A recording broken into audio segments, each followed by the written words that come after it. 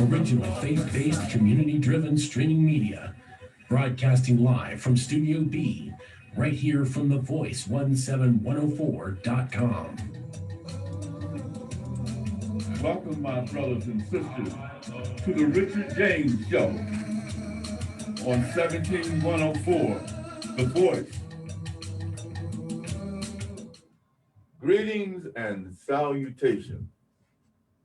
Welcome again to the Richard James Show. It is truly a blessing to see another day, to see the sun come up, to see the rain fall down. Been on the planet now for about 78 years. Can you believe that? Oh my. 78 years, and I'm hoping to be here a little longer. Blessings. We are truly blessed today. We're going to honor and present one of Chester's finest. I'm going to call it Chester's finest, even though he lives at State College now. We're claiming him 30 years. as one of Chester's finest. We're going to honor a doctor, a musician, a father, and a true humanitarian. Welcome, Dr. Andrew Jackson. Thank you, Richard. Appreciate that introduction. We're really happy to see you. We're glad to see you. And just taking a look at all the things that I have learned about you in the last 2 or 3 months. Of course, I met you years ago when I used to head up a fellowship commission, and we annually had dinners with Governor Robert P. Casey Sr. And you and your trio played for us, played drums for us that day. I'll never forget that. You did a great job. Your brother, Eric Jackson, was there. Yeah. And it was a tremendous occasion. You did a tremendous job. The next time I heard you play some drum was at your sister Amanda Jackson's birthday party. And you got off, and I grabbed me a drum and tried to keep up with you. That was a hard thing to do.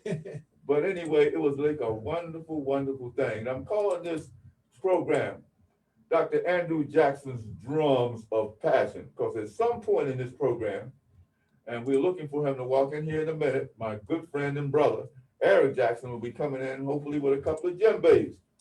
And we're going to hear those drums of passion, and we're blessed to hear, because this man, he didn't just pick up a drum. He didn't walk past a drum. He didn't just listen to a drum. He's been playing for what, over 30 years? Oh yes, pots and pans when I was 3 or 4 years old. He was hitting the pans when he was 3. Oh my. He was hitting the pans when he was 3. I'm sure he was driving them folks crazy in the Jackson. But right now we love to hear it. So we want to talk. I want to talk about some of the things this good brother has done over the years, because music is kind of like the background, and it means a lot to him. And he got his PhD in music, but he's also been involved directly in education. He's an educator, and he's been dealing with the issue of equal opportunity for years and years and fighting the battle. As the Bible says, you lift up the bloodstained banner. Whenever you're involved in equal opportunity struggle, it's a bloodstained banner. It's not an easy time thing, and you suffer scars and that kind of thing.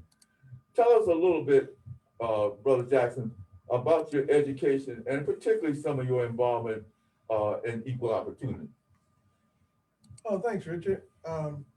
My PhD is the first one at Penn State in multicultural education in 2004 in terms of academia, but my outside interests in terms of music started at elementary, middle, and high school. High school in the band, and middle school in the band, and I guess I've traveled and played. We opened up for Earth, Wind, and Fire in 1971 at Penn State, and Bob Marley's band we opened up several times in State College.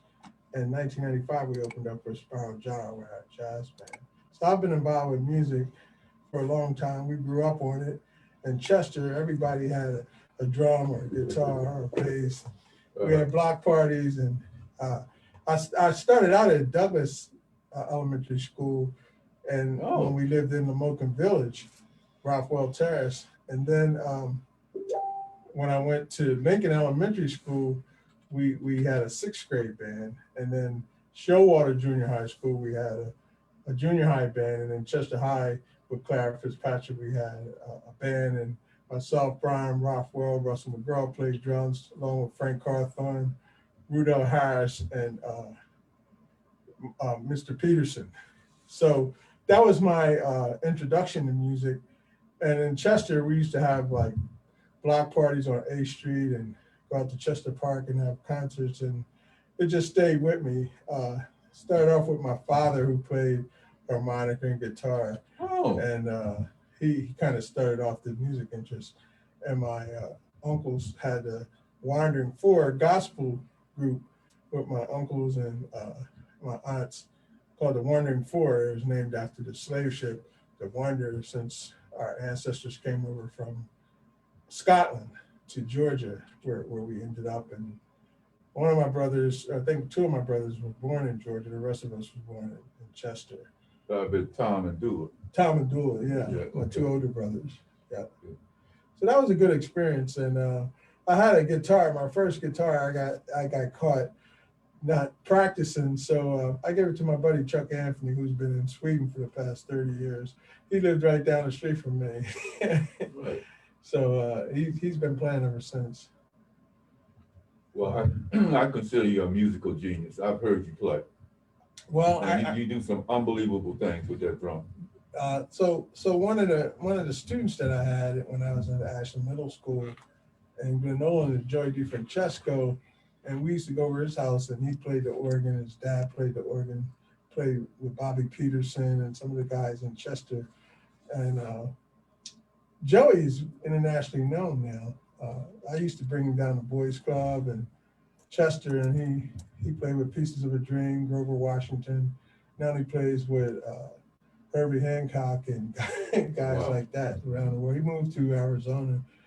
But that was a great experience growing up and helping him get discovered while he was in middle school. So music is in your genes. Oh yeah, it's in your genes. He's we had a couple of people in Chester that a guy named Marcus Belgrave. I don't know. He moved to Detroit. Yeah, you know Marcus. Marcus was great on that. Played with him. You played with Marcus. And also, Marcus was one of my great friends. We had another brother named Joe Chambers. Joe Chambers, I played with Shotty, and you played with Shotty, yeah. Joe's brother. so we cut from the same cloth, brother. Yeah. The same cloth. And then we had a guy back in the '60s called Rockin' Bobby Charles Peterson. Oh yeah, Bobby Peterson. Yeah. He made a tune called Third Street. Irresistible You too. Yeah, you imagine hand? Yeah. I'll never forget. Yeah, Irresistible You. I think that was his biggest one. Oh yeah. And but we had a lot of people. But see, the Jackson family is a very prominent family in the city of Chester. They finally settled on 8th Street, but they also had lived in the Lamoken Village for many years. But right. I grew up with some of the Jackson family, and the wonderful, wonderful things that were accomplished by this family, and accomplished by their brother, Andrew. Andrew, I guess you're around in the middle, right? Yeah, I'm in the middle, yeah, 5 older and 5 younger. Right. Dennis, Norman, Eric, Chris, and Tony, and then Lucius Jr., right. Floyd, Louis, Dula, and Tom. And Great, then 2 sisters, Amanda and Rebecca. Great. Now tell me something about, now I was involved in equal opportunity when Penn State opened up its Middletown campus. I was asked by a group of Black students, this was around in '68, to set up a volunteer program in equal opportunity. And I did that. I ran that program for 2 years. And then I was finally requested by these faculty to come on and help them to set up a permanent program. Well, first of all, I didn't have the credentials. I didn't have the degree, doctor's degree or what have you, but I did help them to recruit that person. But I understand that you've done equal opportunity and you were at Penn State for many, many years and you got your degrees from Penn State. 30 years. Yeah, tell me about your history and equal opportunity at Penn State. Well, that program you're talking about, to my knowledge, started at the skating ring downtown in Chester, and then they moved to Middletown. What do they call it? The High-Low? Because the West Branch Y had the White Elephant, I believe it was. Yeah, you're talking about Chester. I was talking about Harrisburg. Harrisburg, Harrisburg. there's a guy named Yeah, I Dave. started the program in Harrisburg, not in Chester. Dave Patterson recruited me to Penn State in 1970. Dave Patterson worked for me. Oh, okay. Dave Patterson. Patterson was the chairman of a group called Youth for the Advancement of Black Students. We call them YABS. Yeah. And he was my assistant, and he helped to recruit a number of black students. And was a great guy. But he worked for me. He actually worked for me. Well, he was a nice guy. Yeah. And also he worked with Rose Perrine and Jim Perrine, Right. You know, who's involved with the Muppets. And then we started in 1970 a program called EOP, Educational Opportunity Program. Oh yeah. And state funded program. Stuart Struthers was the director, Mm-hmm. and then they brought in Thelma Price, who was on the poster. And You want to yeah, show? Mom Price, we used to call her. Yeah. Oh, here she is. Yeah. Yeah. What? That's Mom Price in the blue. Wait, we got it. Is this Chris? Thelma Price. Yes, sir. You'll see it up there in a sec. She was Oh, okay. Go ahead. Go right ahead. Go ahead. There's a little delay. she was our counselor, and Okay. they had recruited her because there was some racial tension at Penn State. And also, When the picture come up, you want to tell them who all was in the picture? There it goes there. okay, to my extreme left is Oh, Donna King. where is it? It's up, it's up. Okay. Donna King was one of my grad assistants who went on to get her PhD. And we started the Pennsylvania chapter of the National Association for Multicultural Education in 1996. I was president after the first president, and she was secretary. And also Charles Bloxon, who's very well known. Is he in the picture? Yeah, Yeah, let's point it out. yeah, it's on it. It's on him. Yeah, well, this show In the tell people middle. who it is. Okay. He's in the middle next to my wife, Victoria. Okay, that's good. Yeah, let us know who all is on the And picture. then Thelma Price lived across the street from me. Okay. She was our first Black vice president at Penn State for student affairs. And her son was killed in Vietnam. And she had another daughter and another son. So when she came up, she sort of got the students in line, and she passed away a couple of years ago. But you know, I used to go and cut her grass and shovel the snow in front of her house because she lived across the street from me. Okay. So, again, what was your position at Penn State? I know you graduated, you got your PhD, but then you also teach attorney or Well, music or what? I worked in the Office of Certification and Recruitment in the College of Education Oh, okay. from 1986 to 2007 as an academic advisor, and I helped several hundred students get through. The number of Black students was kind of sparse. I had about 2 or 3, but it was a good experience because my job was to help students get through Penn State. And at the time, there was a little bit of racial pressure, and matter of fact, the same kind of issues that Black Lives Matter was dealing with now, we're saying then.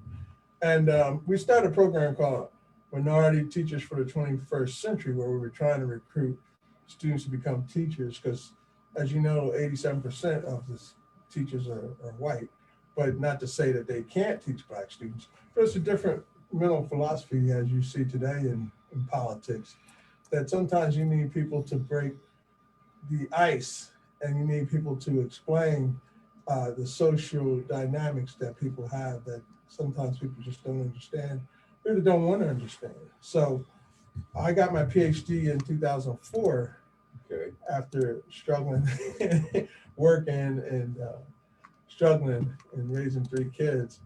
And it was the first one in multicultural education because I was heavily involved in the National Association of Multicultural Education Fantastic. as a second president in 1996, and also as the regional director for Washington, D.C., Pennsylvania, Delaware, Maryland, Virginia, New Jersey, Wow. as Region 3.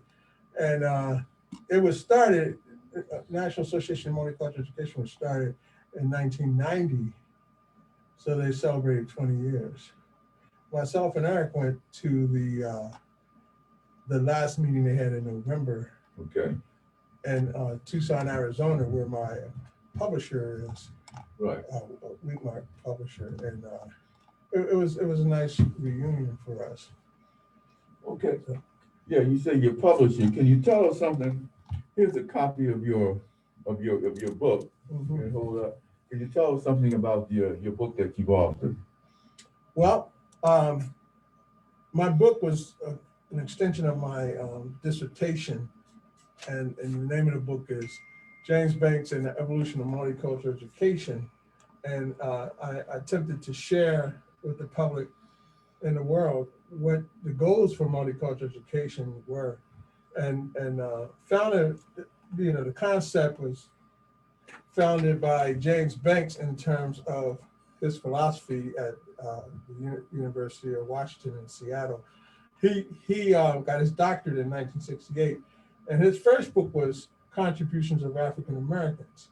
But because he got a lot of pressure from academicians saying, how come you only write about African Americans? And he said, because I am African American. Yeah. So he tried to counter that by starting an umbrella organization where he co-authored a series of publications with some of the top scholars. And he worked with people like Carl Grant and Sonia Nieto and Christine Sleeter. And he had some of the top scholars in Latino studies, African studies, and then later on there become some other scholars on white studies and gay, lesbian, bi, sexual and gender. So he was named the grandfather of multicultural education because he tried to include all the different single group studies into one multicultural education. For some reason, we shifted to diversity studies and diversity inclusion, and I don't think we really incorporated multicultural education across the country. Like on the West Coast, it's pretty popular, but on the East Coast, we didn't get a chance to really put it into the school curriculum, but I think it's very much needed today. Well, Dr. Jackson, would you explain the definition of multicultural education? What is multicultural education? Well, in our curriculum, people were afraid of multicultural education because they thought that we were trying to reduce the white males in the academia. But in reality, multicultural education is for everybody because it incorporates all other groups that may have been left out in the history. Because people were afraid to talk about slavery and civil rights and some of the issues that we're facing today. In my opinion, is because students and parents don't have a thorough knowledge of Black history. We did have Black studies, but Black history, it shouldn't be just 1 month out of the year, it should be every day because it's incorporated in American history. So you can't talk about slavery and Right. Without talking about slave masters and the implications for that. So I think if we had it in the curriculum, there probably wouldn't be as much miseducation as we have today. And so I think through multicultural education, we can help correct that. For some reason, it seems like the academicians are afraid to put that in the curriculum. No, let me just ask you a question. Did you say James A. Banks was at in Seattle, Washington, at University of Washington? About 30 years. He was. Yeah. I'm just sort of interested because And his wife also, she has her PhD, and she's at Seattle, Washington as well. well, my wife and family and I came here from Seattle, Washington. Oh, wow, that's I awesome. live in Seattle. In fact, I've also spoken on racism at the University of Washington multiple times. I had to have met him there. But yeah, we spent 11 years out there in Seattle, Washington, and came back here to Harrisburg in 1987. But I see now that your brother Eric Jackson is in the house, and he's got a couple of things that he brought with him. What do you call those things? They call them djembes. I'm just teasing. I can bring those drums over here, brother. Oh my God. Oh boy, he got more than okay. Whoa. Okay, get talking. He didn't bring his drums, so you gotta bring the doctor music. Well, he's gonna play one of your drums. Yeah. Okay. These tunes you still work with. Okay. Now we here the title of this show, and oh my goodness, thank God for Reverend Elder Eric Jackson. Now, folks here, this is what I'm here for. This is what I've been waiting for. I've been looking for. Now, first of all, we got these are two of the Jackson brothers, and Brother Eric Jackson, who taught for over close to 30 years, taught English. He's at Harrisburg, John Harris High School, constantly involved in cultural issues and that kind of thing. And then here we're sitting with his brother. I think he's a little bit older than Brother Eric. And so now the music thing, I'm going to turn it over to you fellas, and I'm going to follow your lead. Now I want to hear some music. I want to play some music. And this is Dr. Andrew Jackson's Drums of Passion, accompanied by Brother Eric Jackson, who's been living here in Harrisburg for about 30 years. Since 86. Since 86, and I came in 87. I came in 86. Okay. We went north. 86. All right. Well, I'm gonna leave it to you. Let's put these mics down and let's get something going on these drums. I just wanted to say that Go right ahead. the talking drums and the drums of passion was a communication in Africa. And some of the African rhythms that you hear came from Africa and to Cuba and throughout the South America, throughout the Caribbean area, and it was always the lead instrument for African people. Okay. And so still today, the drum is named All right. the talking drum. Okay. Well, let's get something going. So when we grew up, we used to go out to Chester Park and Crozier Park, and people would bring their drums.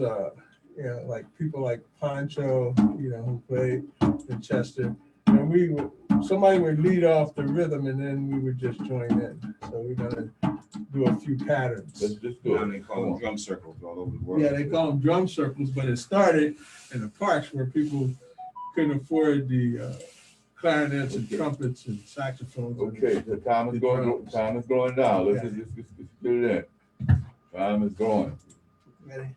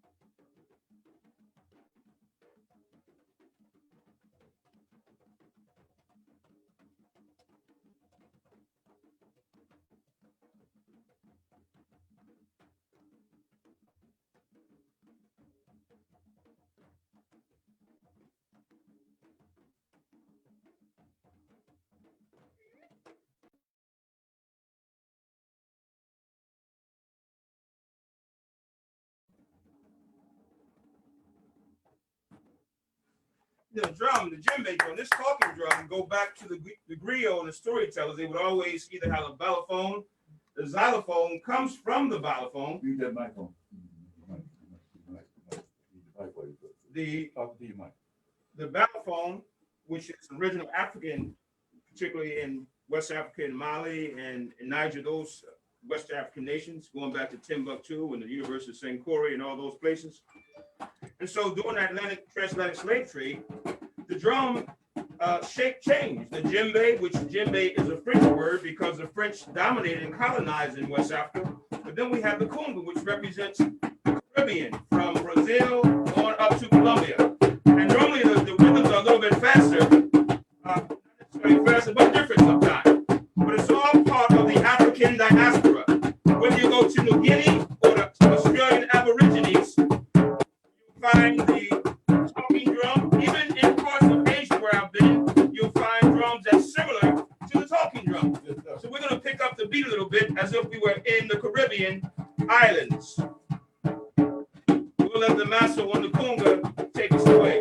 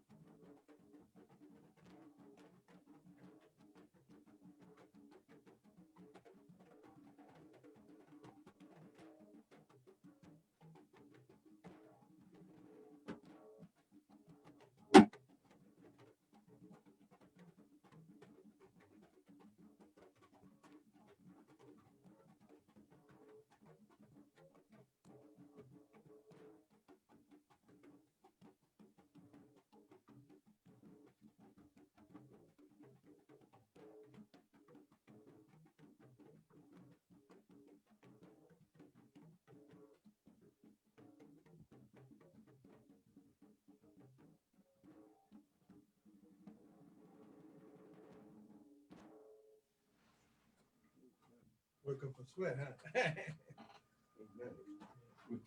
We just say my knowledge history in terms of drumming. I consider myself a student of drum. I'm still trying to learn some things. But we started out in Harrisburg back in 1967. We had a group called the Taraji Tribal Drummers and Dancers. Later on, back up in the 70s, we started another drum and dance troupe with a group of folks of mixed race and stuff. But this drum is fantastic. But I have not forgotten, and I mentioned to your brother the time when he played for me. I was chairman of a commission that had annual dinners at the governor's mansion, and he turned the place out. I absolutely loved it. Love it. But you got something more for us. Well, at Penn State, Josephine Hurd and some other students formed a dance troupe with the African drums and No More Dance Theater. It went on for quite a while.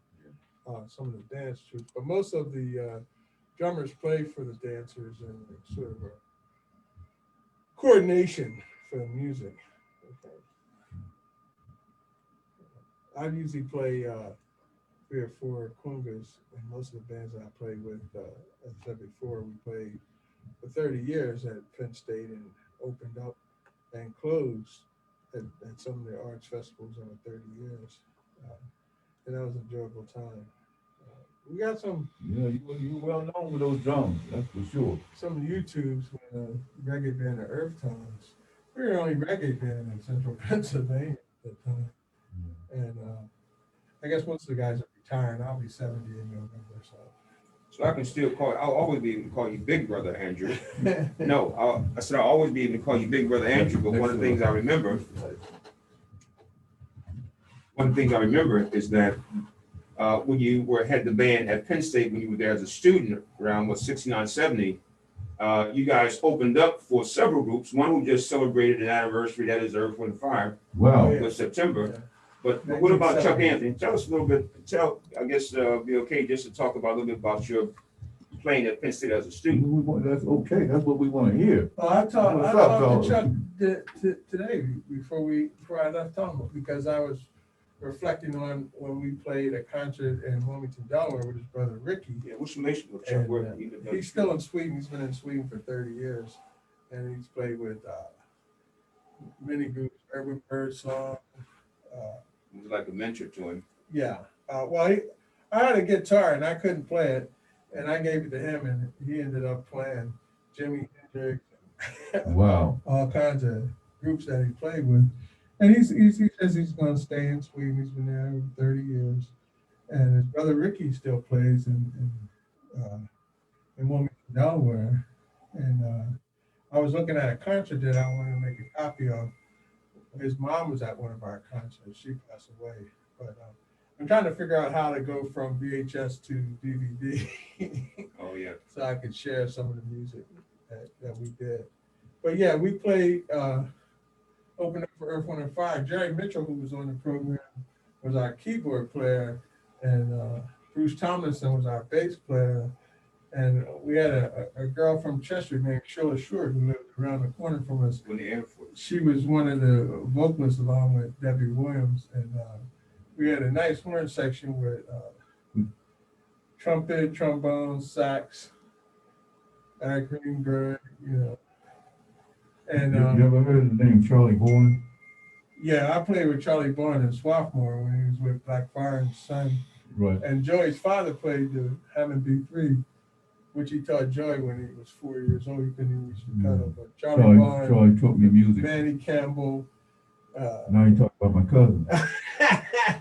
Manny Campbell was my Yeah. cousin. We used Manny to- cousin Campbell moved to Atlanta Yeah, we and played had at his the own Stardust. label. Huh? The Stardust in Chester. You played at the Stardust? Yeah. Whoa.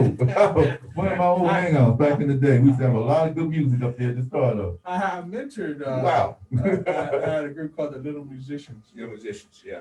They were like 7, 8 years old. Wow. You know. We And talk about the Stacy. clubs, GCM and Roddy Gun Club and Russian Club. That's where a lot of the Woods groups- Grill. White Elephant. Yeah, we used to play in Chester. Wow.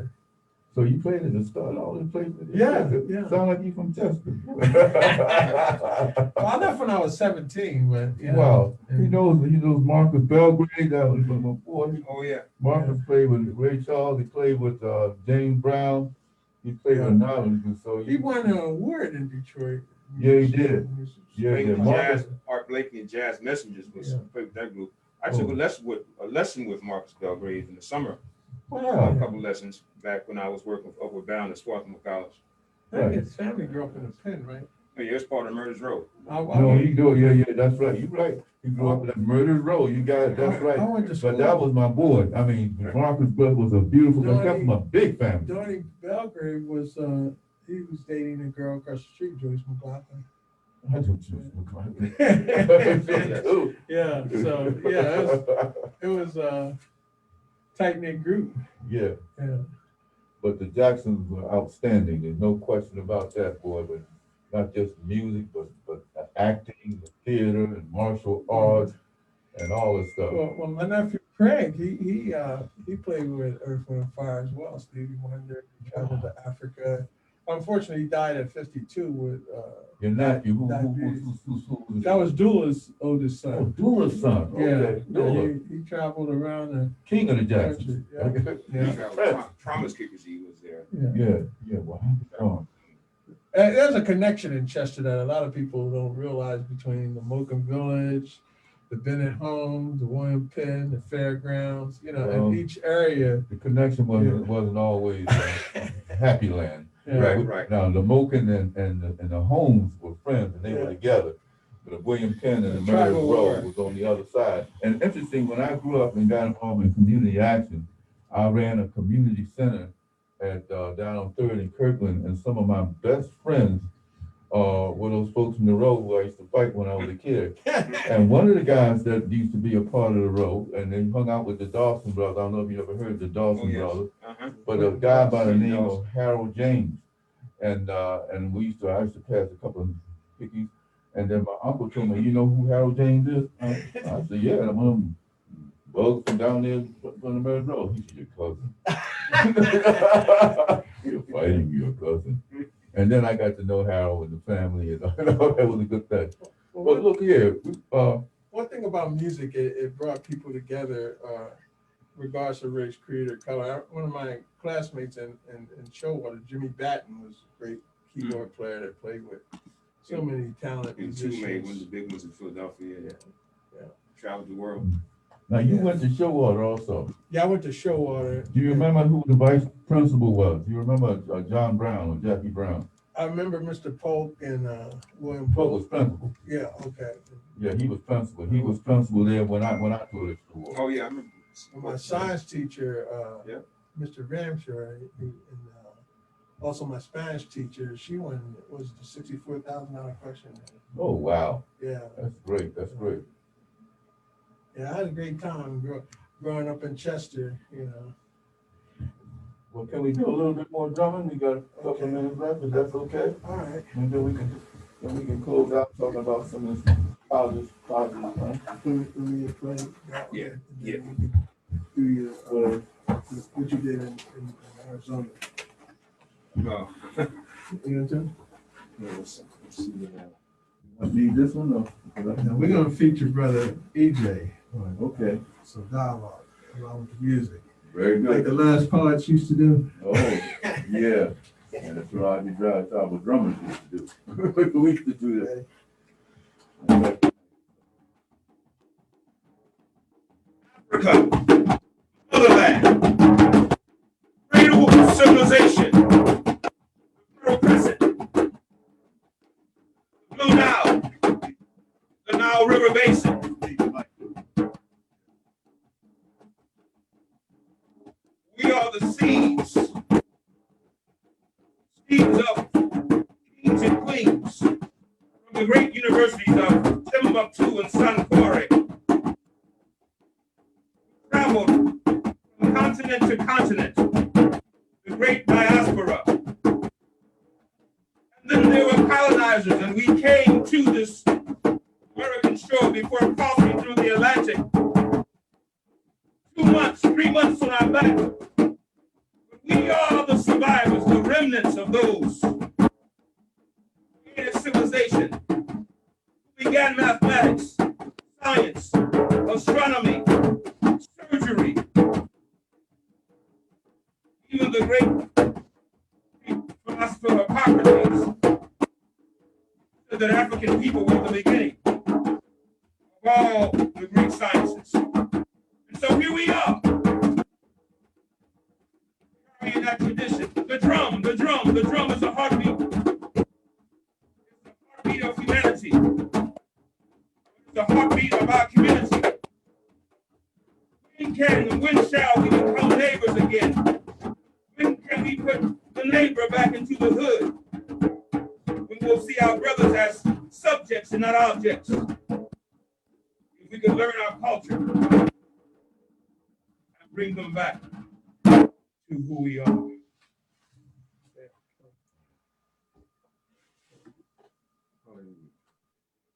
I saw tomorrow marching by on little children's feet. And in their forms and faces read this prophecy complete. I saw tomorrow look at me from little children's eyes, and oh, how carefully we keep if we were only wise. I love your verse. Love your verse. I love your words because your words have meaning. Words and soul and spirit to young people. I saw tomorrow look at me from little children's eyes, and oh, how carefully we speak if you only wise. Let's show the folks that are here at this broadcast. There's a nice picture here that looks like a family picture. Can we hold that up and tell us who this is? Oh, this is Brother Norman Jackson, Brother Lewis Jackson, Brother Ira Jackson, Brother Dennis Jackson, Brother Floyd Jackson, Brother Lucius Jackson, Brother Eric Jackson, Brother Tony Jackson, Brother Chris Jackson, myself, my sister Rebecca, and my sister Amanda, and my brother Floyd died in September, and Brother Lucius died several years ago. He was 2 years older than me, and Dula was our oldest, and Rebecca passed away.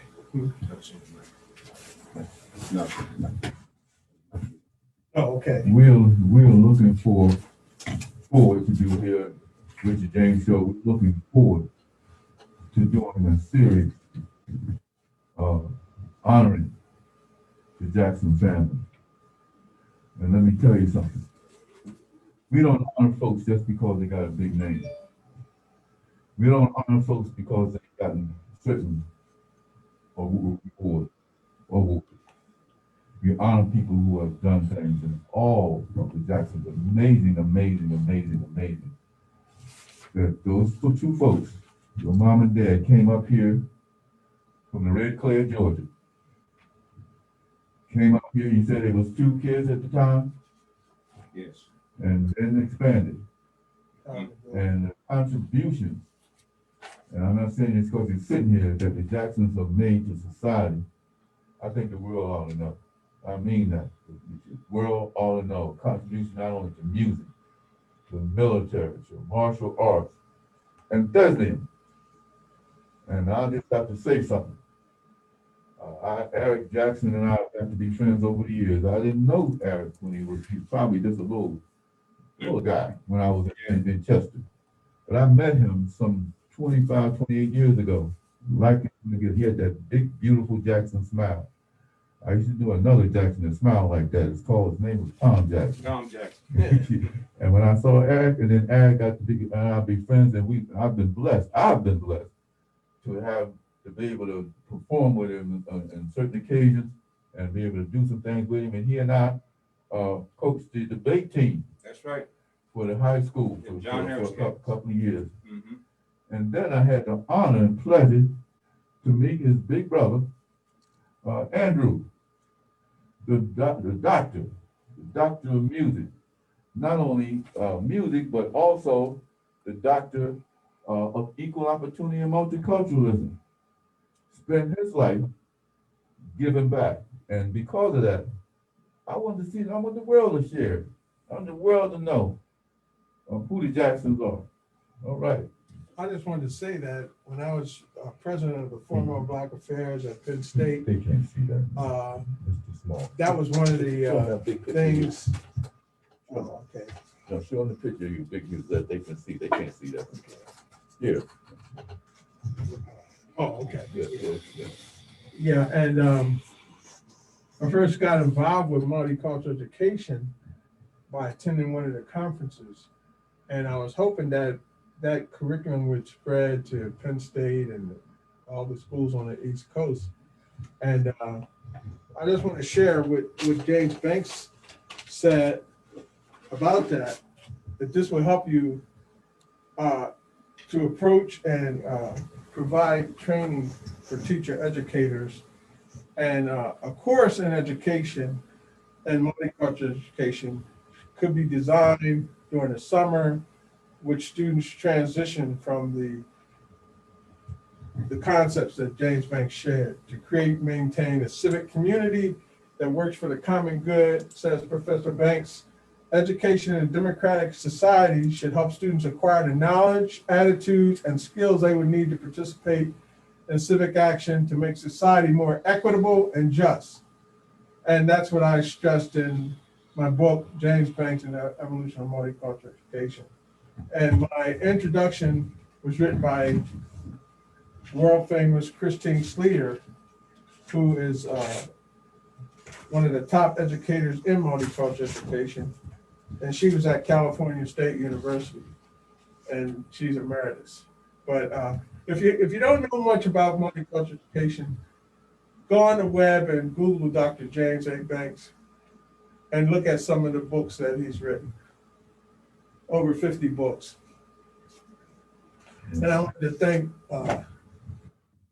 Richard James for sharing the stage with myself and Eric, and look forward to many more ventures with Richard. I hope they be able, after the pandemic, get my band on here so you can hear some of our jazz Yes. and reggae music. Yes, yes, yes, yes. But you can go on YouTube and catch Urban Fusion Jazz Band and also the Earth Tones Reggae Band.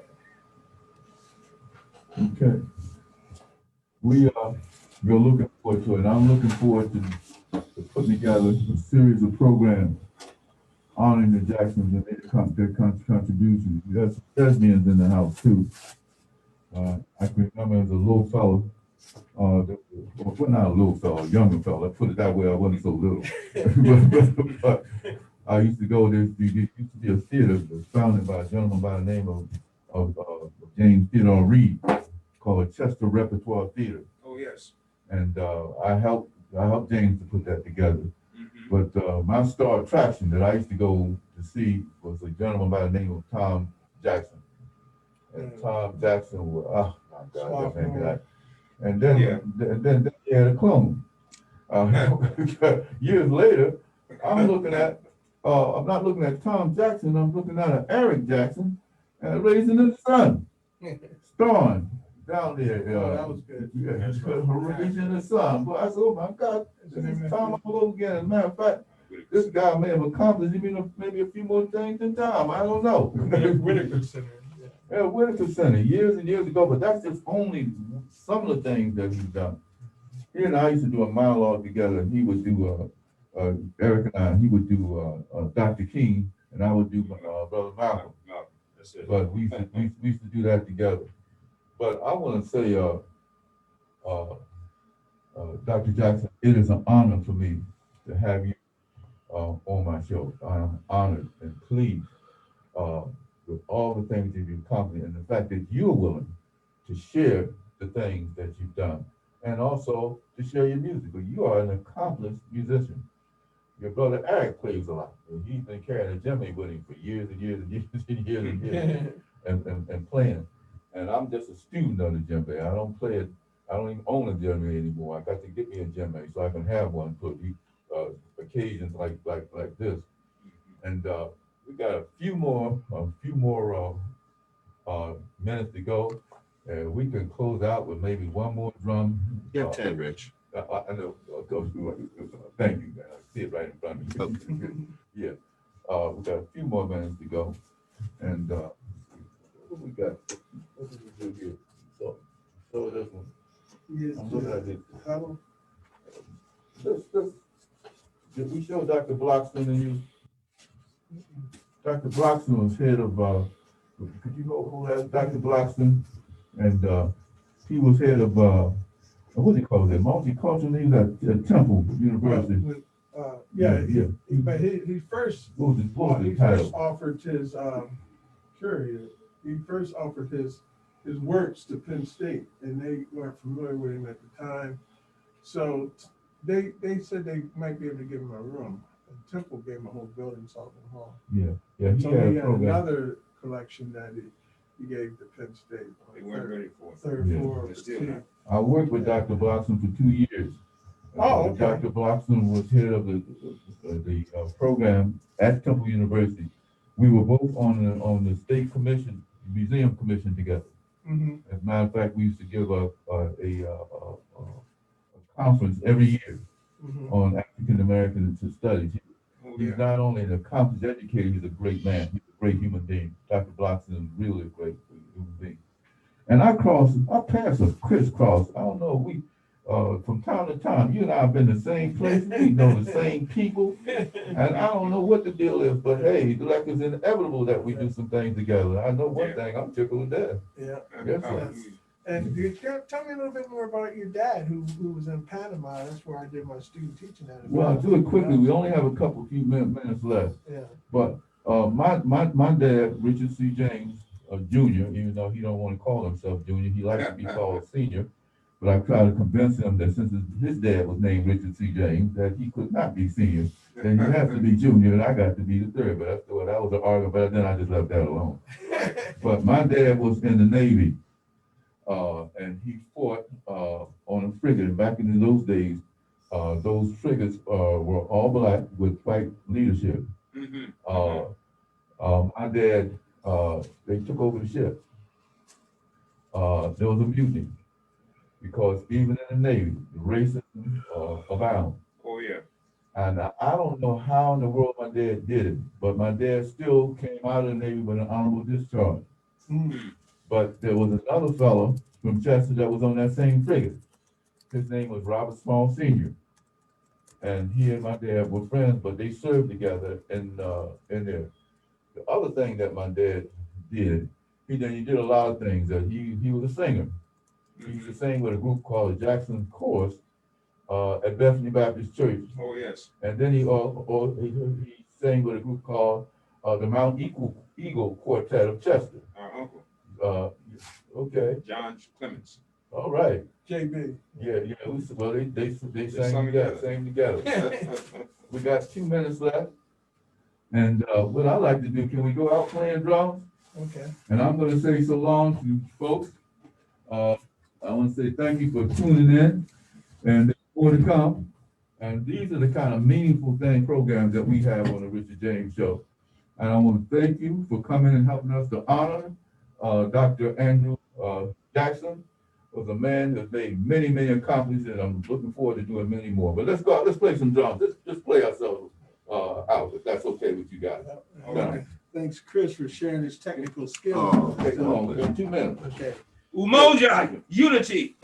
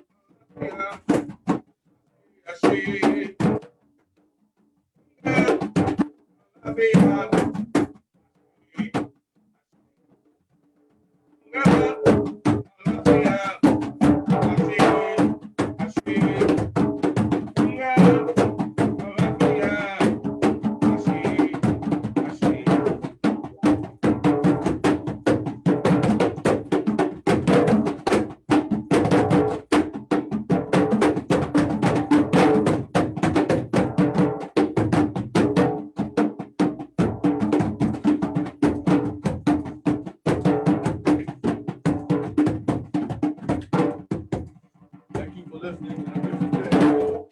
God bless you. May heaven smile upon you. Until next time, bye. So long, your neighbor and your friend, Richard James. And honoree, Dr. Andrew Jackson, and my friend and my lifetime brother, forever and ever, Eric Jackson. Thank you. Welcome, my brothers and sisters, to the Richard James Show on 17104, The Voice.